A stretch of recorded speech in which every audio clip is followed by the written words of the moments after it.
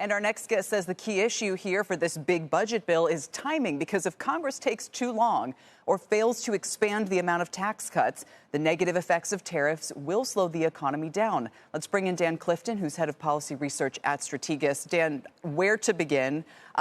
Is it significant to you that they're able to advance this bill with all the potential blowback right now against the tariffs? Yeah, I would caution on the blowback on the tariffs. Obviously, there's going to be messaging issues around Canada. Nothing is going to pass into law. You would have to get something passed in the Senate, the House, and then to the president's desk. And that seems very, very unlikely. So the cracks are definitely there over the trade policy, but it's not something that I think is going to be reversed. What is happening, Kelly, is that the president has just put forward $600 billion of tariff increases. And let me put this in context. We will collect now more money from tariffs from these proposals than we will from the entire corporate income tax this year. So essentially, Trump has now doubled the corporate income tax through these tariff proposals. There's not going to be much change. Maybe there's some modest negotiation with this country or that country. It's now in Congress's hands to start making things better for their constituents. And they have a budget reconciliation process open to be able to do that. So the timing here has to speed up. It was headed for July 4th. It's now got to be closer to Memorial Day. And the size of this has to be increased. The president will get $600 billion of revenue from these tariff increases. That gives Congress more resources to say, what can we do?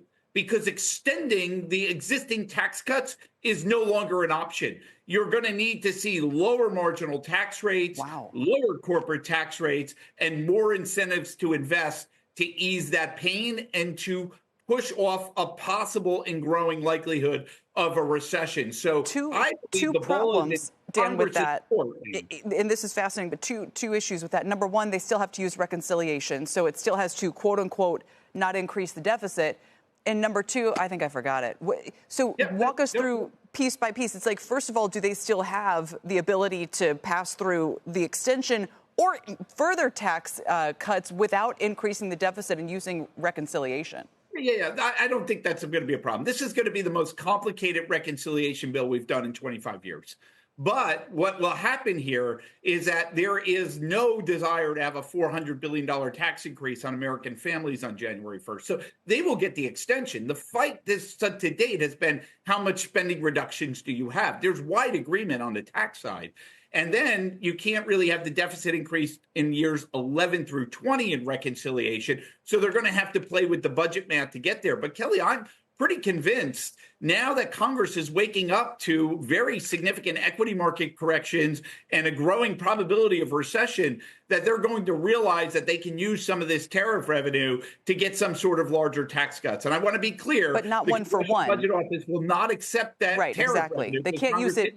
They can't technically use it. They are likely going to do something pro-growth. So they can't technically use the tariff revenue. In other estimates, Tax Foundation thinks it's only going to be $280 billion, but they can't technically use that revenue as part of whatever's going to happen. You just think that that gives them some breathing room?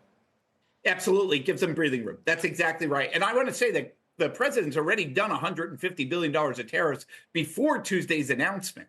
So this was on top of that, about another 450. And what we see in the daily tariff revenue data is that first tranche is already starting to come in, because we could see it on a daily basis.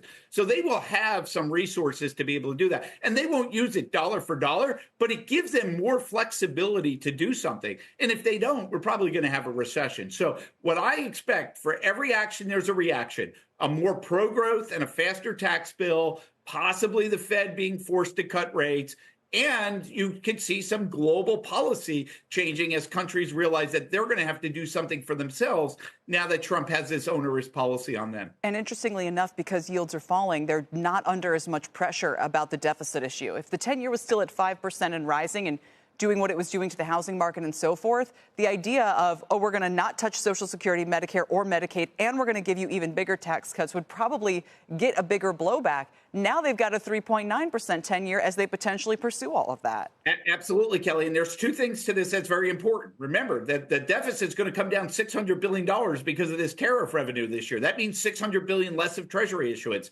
And the market is treating these tariffs as deflationary, not inflationary, as the market had been anticipating in the whole lead up to it. They are saying that this is going to hurt growth more than it is going to hurt inflation. Maybe there's a price rise up front, but overall with slow economy. And that means that Congress can use fiscal policy to offset that, and they're less binded on it because rates are starting to come down. Dan, I'm glad you were here today. Thanks so much.